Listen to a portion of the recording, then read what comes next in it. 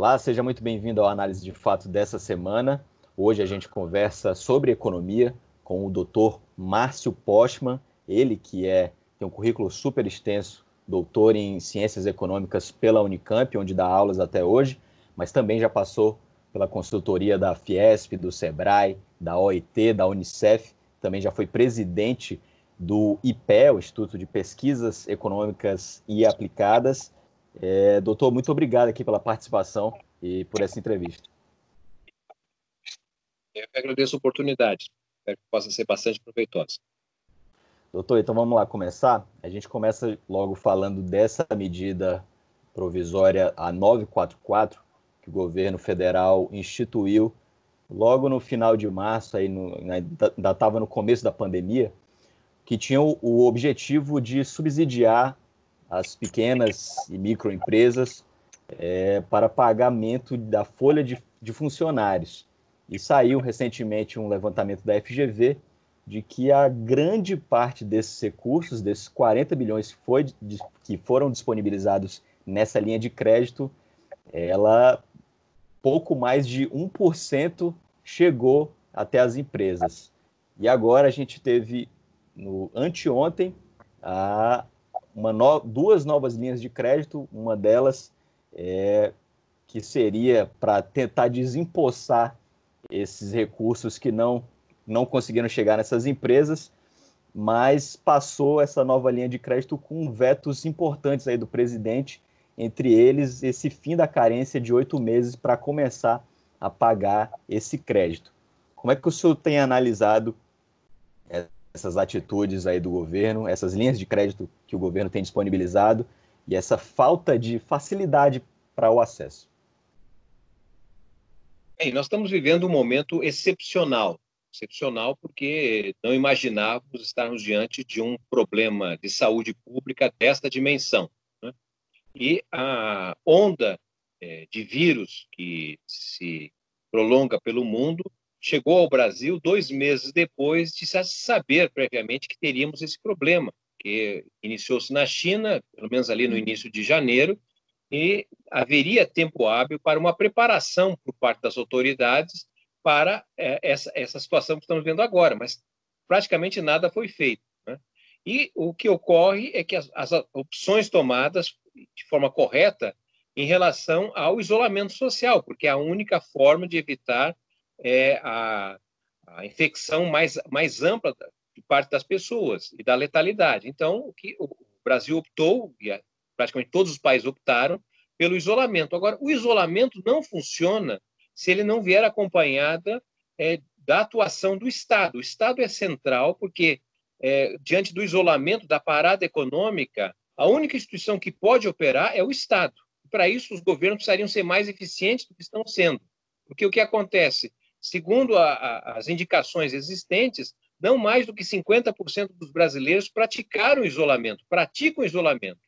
Outra parte dos brasileiros, por várias razões, não praticam. E muitas vezes não praticam porque não têm condições de ficar em casa sem ter a garantia de uma renda, sem ter a garantia de que o negócio da atividade econômica que conduz terá a possibilidade de se manter. Por isso que a ausência do Estado, a fraqueza do Estado, não é? E que nós percebemos quando comparamos com outras situações, o que nós temos uma espécie de desgoverno do enfrentamento da pandemia. Os recursos que estão sendo disponibilizados são relativamente pequenos diante da sociedade, do PIB brasileiro, e, ao mesmo tempo, o recurso chega devagar, tá certo? E, quando chega, é um recurso que vai muito mais para grandes empresas, grandes bancos, do que o pequeno do trabalhador. É nesse sentido que faz com que nós devemos ter uma pandemia por mais tempo no Brasil, algo que poderia durar 2 meses, né? Já vai passando disso, vai se prolongando, e os efeitos econômicos são muito negativos e sociais, porque, obviamente, a economia reduz ainda mais o seu nível de atividade, aumenta o desemprego. Esses são problemas que decorrem, ao meu modo de ver, não é, de termos ações governamentais inadequadas, insuficientes e atrasadas. O ministro Paulo Guedes, ele assumiu que esses recursos aí dessas linhas de crédito estão empossadas, por isso fizeram novas linhas de crédito, e agora o presidente vetou aí um dispositivo dessa nova linha de crédito que previa essa carência de 8 meses para para começar a pagar essa dívida do empresário com os bancos. Qual o peso disso? Porque é uma linha de crédito emergencial, mas se o empresário está tendo uma dívida de R$ 100 de telefone, ele já não consegue crédito. Ele não consegue o crédito que ele está pedindo para deixar o negócio dele sobreviver. Está tendo uma disparidade aí nesse conceito de emergencial e a dificuldade do empresário em conseguir esse acesso ao crédito. De fato, é um período excepcional, certo? E quando se trata da excepcionalidade, até foi utilizado orçamento de guerra para dar a caracterização da situação que estamos vivendo. Ela é inédita. E nessas condições é fundamental que as medidas também sejam excepcionais, que rompam, na verdade, problemas estruturais. Dizendo, o sistema bancário no Brasil é profundamente concentrado, são pouquíssimos bancos que dispõem de capacidade nacional e de emprestar recursos.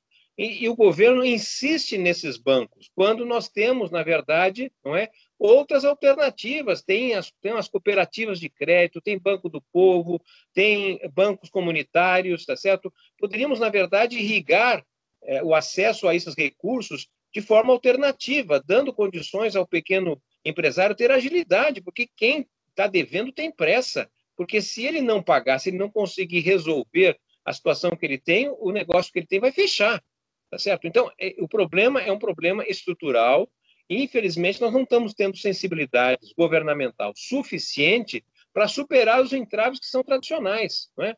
A pessoa que tem um pequeno negócio, muitas vezes, é ela e talvez outra pessoa a lidar. Então, a pessoa tem que sair daí até o banco, passar por filas, tá certo? Apresentar uma série de documentos, 1, 2 semanas depois vai lá novamente e as informações são negativas. Então, esse é algo que demonstra a nossa insensibilidade para viver com a emergência e com a excepcionalidade como que estamos hoje no Brasil. Doutor, a Associação Brasileira de Bares e Restaurantes, ela já contabiliza aí pelo menos 1 milhão de pessoas desligadas aí do setor.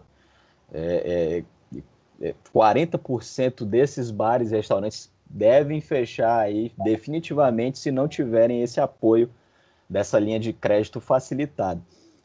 E aqui no Ceará a gente tem uma fatia muito importante da economia do Ceará ligada ao turismo, e o turismo puxa muito essa questão dos bares e restaurantes, né? Como é que o senhor vê, como é que o senhor analisa aí a possibilidade do governo estadual de colaborar, se é que existe uma forma de colaborar nessa questão do empresário, do pequeno empresário, do médio empresário, que não seja essa questão da linha de crédito, né? Porque o governo estadual, se eu não me engano, não pode abrir uma linha de crédito, correto? De maneira geral, os pequenos negócios têm tentado lidar com as dificuldades, buscando postergar pagamentos, adiar tributos, reduzir custos, mudar a forma de funcionamento, ou seja, o que está no seu âmbito de governança tem sido adotado.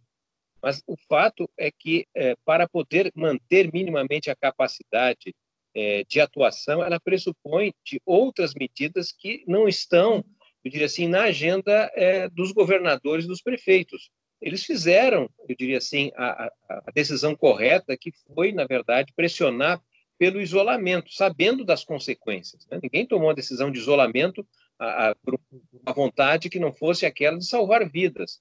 A questão básica é que no país, no Brasil de hoje, quem tem condições de emitir moeda, por exemplo, para financiar e irradiar os negócios, as atividades econômicas do trabalho, é o governo federal.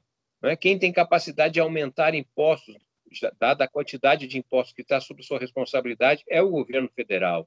É o governo federal que pode se endividar. Os estados até podem, mas tem uma série de restrições que são demoradas.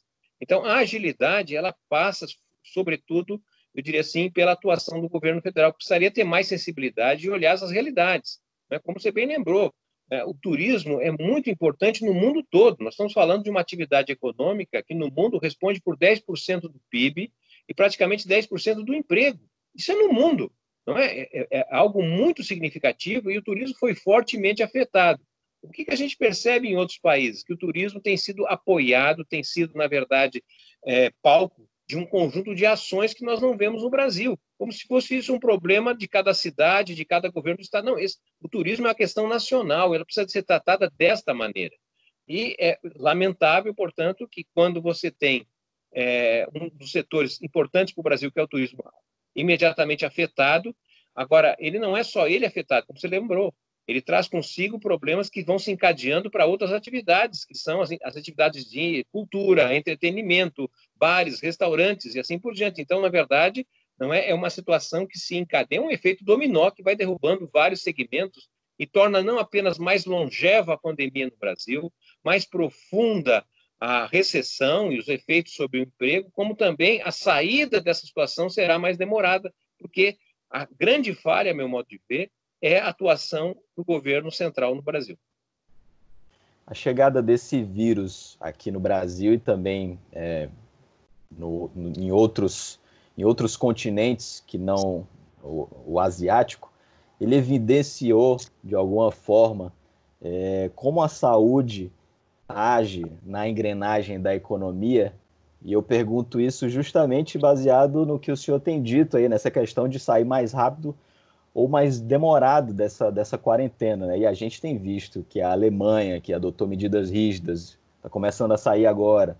A Nova Zelândia tem a premier, a primeira-ministra, que está com a popularidade em 91%, e aqui o governo federal lidando do jeito que está lidando com a quarentena, contrariando governadores e prefeitos, está com a popularidade em baixa. Como é que o senhor enxerga essa questão do vírus, que prioritariamente é saúde, mas também interfere muito na economia e um puxa o outro? Eu começo, na verdade, chamando a atenção para o fato, não é que esse problema de saúde, né, decorrente de uma onda viral, ela não é nova, certo? Esse vírus, o coronavírus, ele pertence a uma família que tem pelo menos 20 anos de conhecimento e que vem sofrendo mutações, né? Bem, isso significa dizer que os estados, os governos têm que estar mais preocupados para a questão da saúde pública, né? E nós estamos falando, na verdade, de um segmento que é não somente a saúde, mas é o foco do momento. A saúde perdeu 20 bilhões de reais por conta da emenda constitucional 95, que aprova por 20 anos praticamente o corte de recursos públicos, não é? Então, com isso, na verdade, você foi recolhendo a capacidade da saúde pública, do Sistema Único de Saúde funcionar de forma adequada, né? Nós fomos perdendo programas importantes como Saúde da Família, como o Mais Médicos, né, que disponibilizava a presença de profissionais em diferentes regiões do país. O país é continental, tem diferentes realidades, né? Um programa também muito importante que funcionava relativamente bem, que era a farmácia popular. Ou seja, o contingenciamento, o corte de recursos foi, na verdade, enxugando a capacidade de intervenção do Estado no caso da saúde. Porque, nesses momentos, o setor privado não tem condições de operar, é o Estado, é o público que tem que passar a atuar, né? E o que a gente percebe, por exemplo, é que da experiência internacional, a China é o que, nesse momento, obteve melhores resultados. Eles fizeram lá, por 2 meses, não é, um isolamento muito forte, mas acompanhado de medidas de garantia de renda para as famílias, medidas que permitissem o funcionamento dos negócios. Então, por 2 meses foi um momento muito difícil, caiu a atividade econômica, consequências sociais difíceis, mas eles rapidamente começaram a sair da situação, né?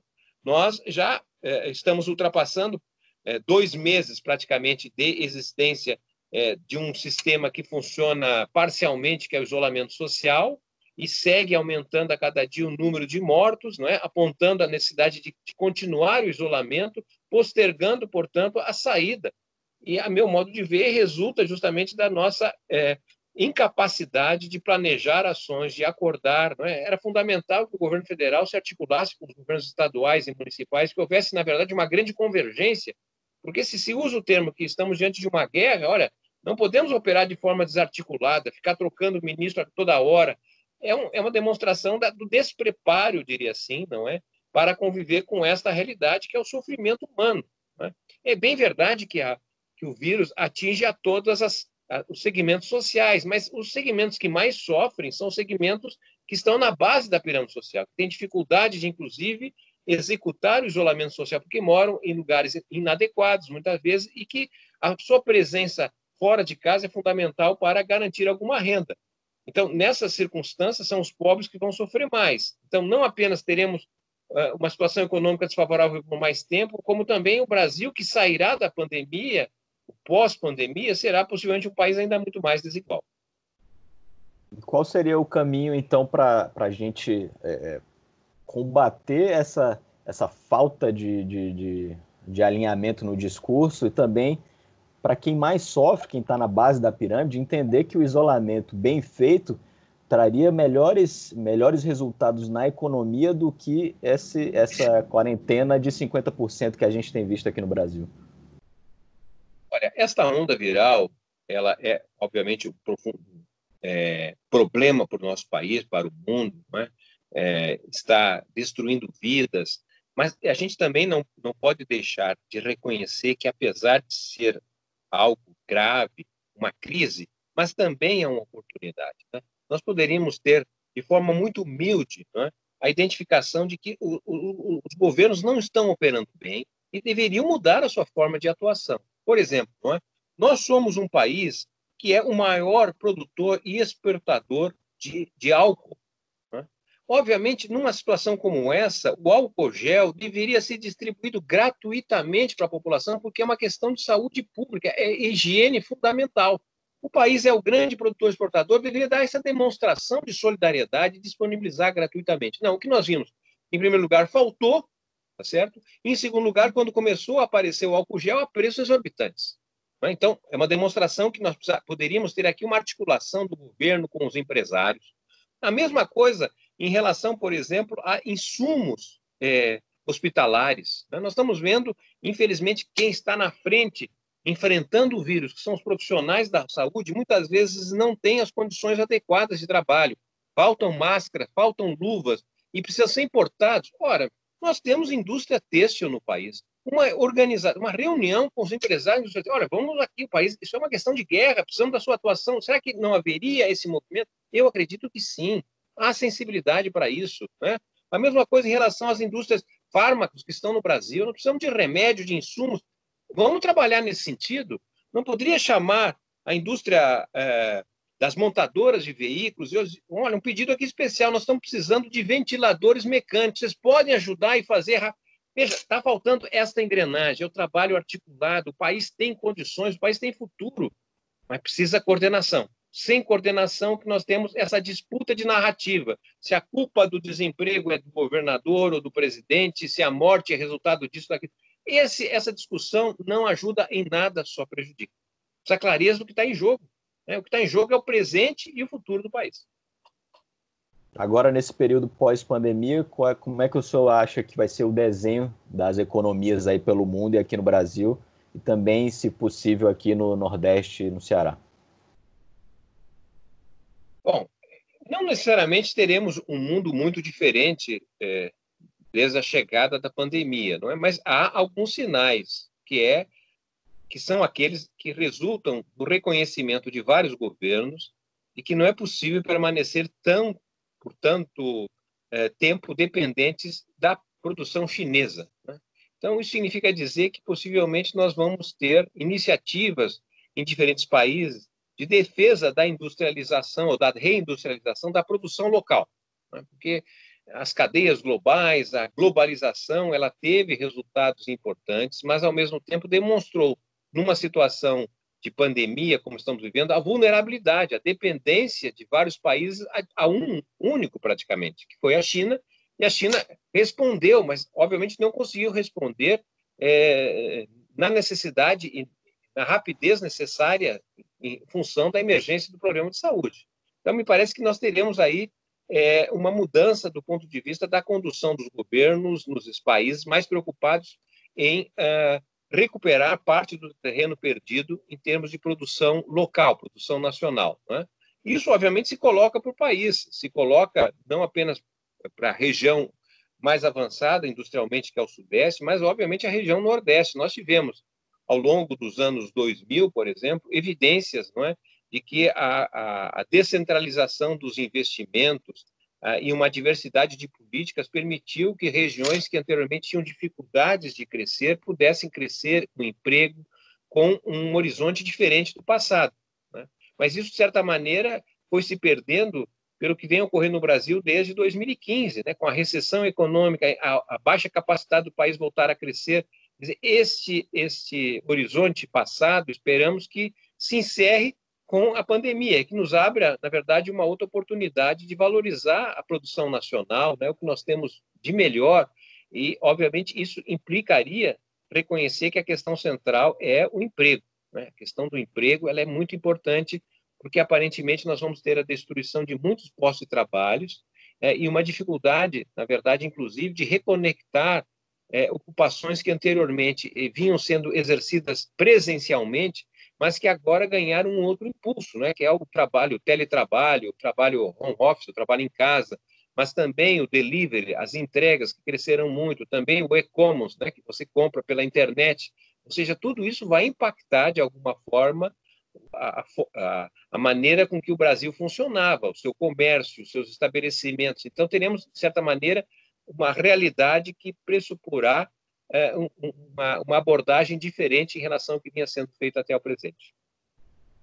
Então, o senhor dá para se considerar otimista aí, porque a gente tem visto economistas revisando a queda do PIB esse ano para 7% ou mais. O senhor ainda se considera otimista aí no Brasil pós-pandemia? Olha, eu diria o seguinte: se nós tivéssemos tido a oportunidade, né, de uma boa governança em relação ao enfrentamento da pandemia, né, se houvesse convergência das autoridades, dos poderes, tá certo? De uma ação integrada com a sociedade, chamar a sociedade civil para enfrentar esse grande problema, possivelmente a pandemia no Brasil duraria em torno de 2 meses, no máximo 3 meses, certo? Isso implicaria uma projeção que foi feita inicialmente numa queda do PIB ao redor de 4%. Né? As novas projeções já estão apontando para o dobro. Né? Há aqueles que acreditam, inclusive, que a economia possa ser contraída ao redor de 10%. Isso é uma indicação que nós fizemos muito mal a gestão da pandemia, porque a gestão, quanto menos Estado, quanto desarticulação nas políticas, mais longeva fica a pandemia e maiores são os efeitos econômicos. Né? E isso, obviamente, faz com que a saída da crise possa ser até mais demorada. Mas isso é uma questão de opção, é uma opção de governo. Né? O ano 2020, ao que tudo indica, ainda terá eleições, que abre a possibilidade, inclusive, de discutir projeto de cidade, tá certo? O que se é possível fazer, se é continuar as mesmas políticas do passado, ou se nós vamos reinventar para esta realidade que a pandemia nos colocou. Perfeito, doutor. Só para a gente encerrar, então, o Paulo Guedes deu uma declaração ontem dizendo que admite prorrogar esse auxílio emergencial que tem pago essas 3 parcelas de R$ 600 por mais 1 ou 2 meses, mas somente se forem R$ 200. Como é que o senhor analisa essa declaração? Me parece que é um ensaio que está sendo feito no âmbito do governo Bolsonaro, que desde o início se apresentou contrário a medidas dessa natureza. Né? Mas o que nós temos visto é a imposição da realidade. A realidade vai se impondo e fazendo com que governos se transformem. Né? Então, esse governo que inicialmente se apresentava contra medidas dessa natureza terminou enviando uma medida provisória que estabelecia R$ 200 inicialmente, né? Que deu espaço para um debate no parlamento e para triplicar esse valor. Né? Bom, mas ao que tudo indicava, eram medidas, na verdade, temporárias, eram 3 prestações e fim de festa. Bom, agora já começa a ver, dizer, olha, não, mas quem sabe então vamos prorrogar por mais 2 meses, por R$ 200. Ou seja, é um indicador, na verdade, que a realidade está se impondo e possivelmente esse valor deverá ser prorrogado por mais tempo, tendo em vista os efeitos colaterais negativos na sociedade brasileira. Porque sem este recurso, nós estamos, eu diria assim, nos arriscando para um quadro de insurgência, se não localizada, mas de grande magnitude, porque diante da fome ninguém vai raciocinar, não é? A fome leva a consequências brutais das quais nós sabemos. E, portanto, é muito bem-vinda esse entendimento de que esse tipo de garantia de renda ele deveria, na verdade, manter o valor e permanecer por mais tempo. Doutor, muito obrigado aí pela entrevista, pela sua visão aí sobre o assunto, sobre a pandemia, sobre a nossa economia aqui durante esse período. Gostaria de agradecer a sua disponibilidade. O agradecimento é meu, muito obrigado, espero que possa ter sido útil àqueles que tiveram a oportunidade de nos acompanhar. Um grande abraço. É isso, eu espero que você também tenha aproveitado as explicações aí do Dr. Márcio Postman, economista, doutor em ciências econômicas, e você pode acompanhar todas essas notícias sempre aqui no canal 5 na TVC, no YouTube da TVC também, e também nos podcasts da TV Ceará, no Spotify, Deezer e Apple Music. Um abraço.